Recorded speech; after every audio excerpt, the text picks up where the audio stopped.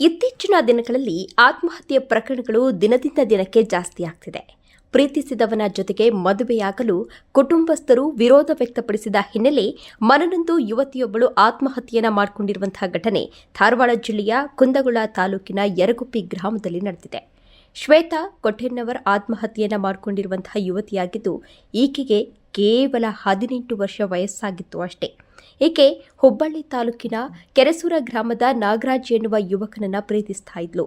ತಾನು ಆತನನ್ನೇ ಮದುವೆಯಾಗ್ತೇನೆ ಎಂದು ಪೋಷಕರನ್ನ ಕೇಳಿದಾಗ ಕುಟುಂಬಸ್ಥರು ಬೇಡ ಎಂದು ವಿರೋಧವನ್ನ ವ್ಯಕ್ತಪಡಿಸಿದ್ದಾರೆ.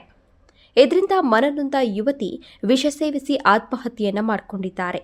ಈಗಾಗಲೇ ಕುಂದಗೋಳ ಪೊಲೀಸ್ ಠಾಣೆಯಲ್ಲಿ ಪ್ರಕರಣ ದಾಖಲಾಗಿದ್ದು, ಎಷ್ಟು ವರ್ಷದಿಂದ ಪ್ರೀತಿ ಮಾಡ್ತಿದ್ರು, ಮದುವೆಗೆ ಹುಡುಗನ ಒಪ್ಪಿಗೆ ಇದೆಯಾ ಎಂದೆಲ್ಲ ಪೋಷಕರನ್ನ ಪೊಲೀಸರು ವಿಚಾರಣೆಯನ್ನ ನಡೆಸ್ತಾ ಇದ್ದಾರೆ.